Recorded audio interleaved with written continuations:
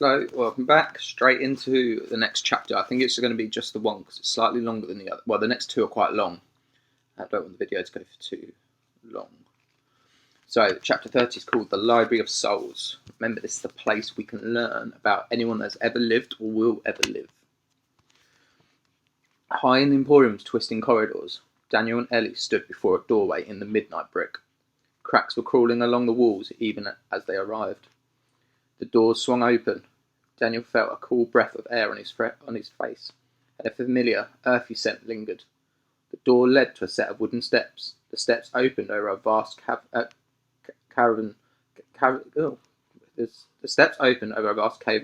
filled with a calm black lake. All around, huge shapes stood in the water, monstrous shadows reaching towards a ceiling that might have been miles above. A twinkle of light flickered somewhere in the gloom, then another and another. Gas lamps were glinting to life all around, blinking stars in the great darkness. The light was weak, but the darkness receded a little, and the giants in the waters were visible for the first time. They were bookcases.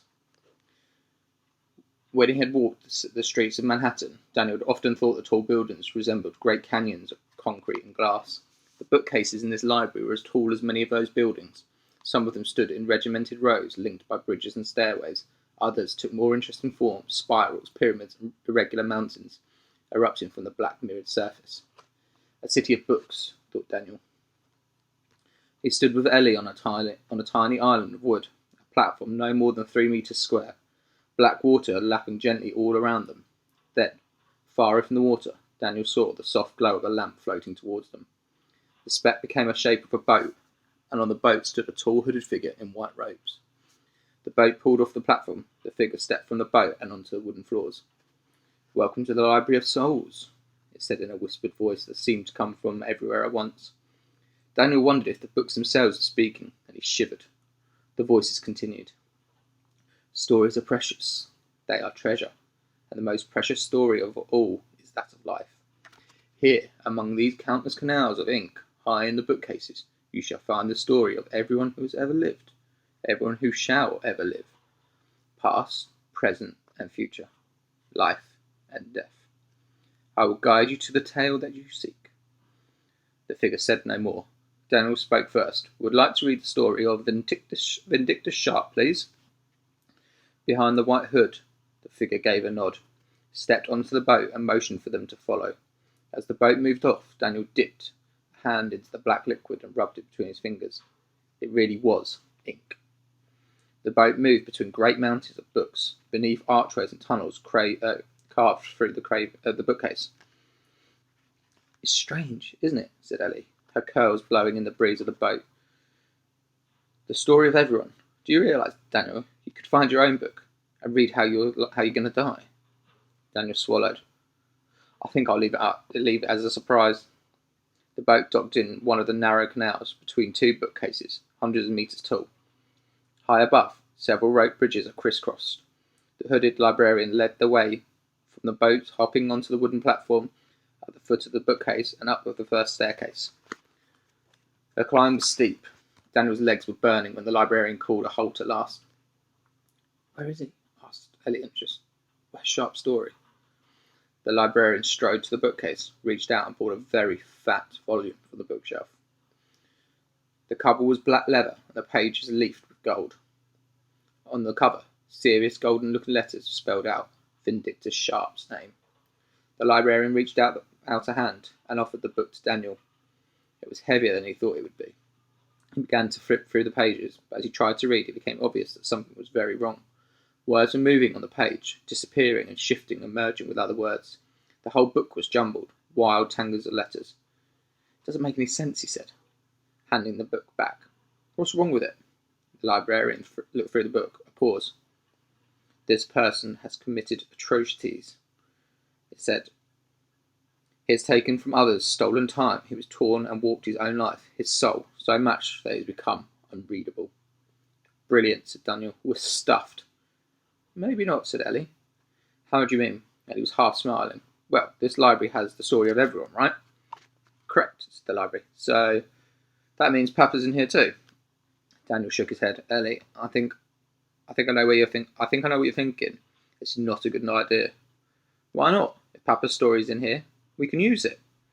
But if we search for him, we could lead Sharp straight to him, said Daniel. He's hiding for a reason, and we need to trust him.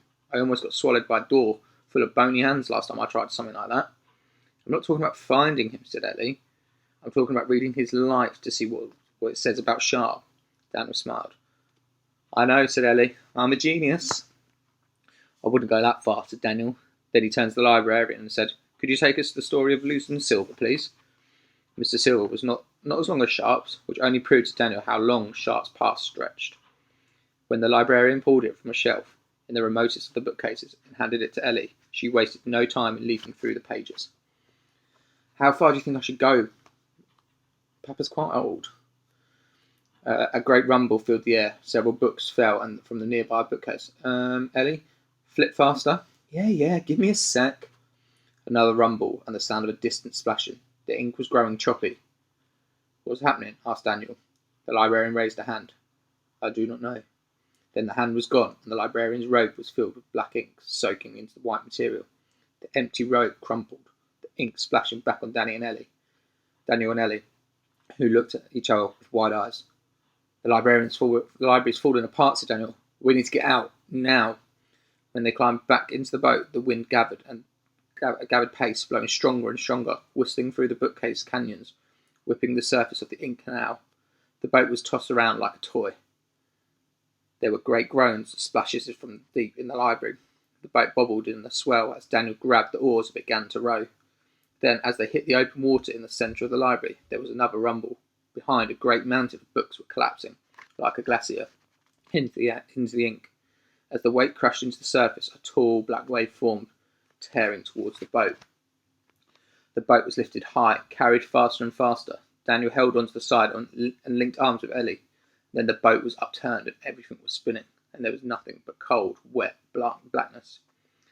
Daniel's head broke the surface just as another wave crashed down on him, and as he pushed deeper into the ink, he felt that his lungs were about to burst. He didn't know which way was up. The ink was thicker than water, and the weight of it seemed to be pushing and squeezing him. Desperate flailing arms and legs, and he was on the back of the surface, gasping for air and gulping the cold air. Ellie! Daniel, I'm here! I'm over here! He followed the voice and spotted Ellie climbing up onto a wooden island that led back to the Emporium. Swimming against the tide was not easy. He knew at any minute he might be crushed like a bug by a falling bookcase. He tried to ignore the groans and the creaks, and at last he reached out an exhausted hand and grasped Ellie's arm. He half climbed, was half pulled from the ink. To the doorway they fled, ducking as wild books tore through the air. The door was open, and they were falling out into the cold Emporium's floor, scrambling up to push and push with everything they had against the door, as they fought the wind. A mountainous bookcase pounded into the water, and a gigantic wave rose from the surface and swept towards the door. Daniel's eyes wide, and he pushed harder. The door began to give an inch, closing as it was hurtling towards them. The door slammed shut. The crashing wave roared against the closing door, making the entire Emporium shake. Far away in the hall of staircases, several sets of stairs collapsed to rubble.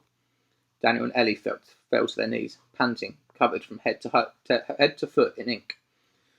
I lost Papa's life story, said Ellie. At least we're alive, said Daniel. He reached into the coat and pulled out the Book of Wonders. Though he was soaked through, and his skin and clothes were stained with black ink, the book, somehow, was untouched. I guess it's back to the drawing board. I just wish someone would help us. Someone who really knows every part of the Emporium. He opened the Book of Wonders, a random page, and skimmed the content. After a few pages of nothing particularly helpful, a familiar chattering interrupted the silence. A flash of silver. The surviving magpie hurtled towards Daniel. He ducked his head as it swooped, knocking the book from his hands. Hoi! The bird paid him no attention. It landed on the open pages of the book and sat as if it was incubating a clutched egg. Away you go, said Daniel, with a half-hearted wave to dislodge the bird. It hopped to the side of the book and twitched its head towards the open page, then fixed Daniel with a ruby stare. He gazed past the bird to the page and narrowed his eyes. Then he picked up the book and read. After a moment, he had a small smile. He stroked the magpie's head. Clever girl, he said. Thank you. Then he turned to Ellie, who'd been watching with bemusement, and said, I know where we have to go next. Right, and that's the end of that chapter. I'm not going to go into the next chapter yet because it's a little bit longer. And we can fit a couple in tomorrow. Or Monday, sorry, because it's Friday, so the next one's called Chapter 31, Memoriam. So it's the whole Emporium is falling apart, Silver's still missing. Can they save Silver before Sharp kills him?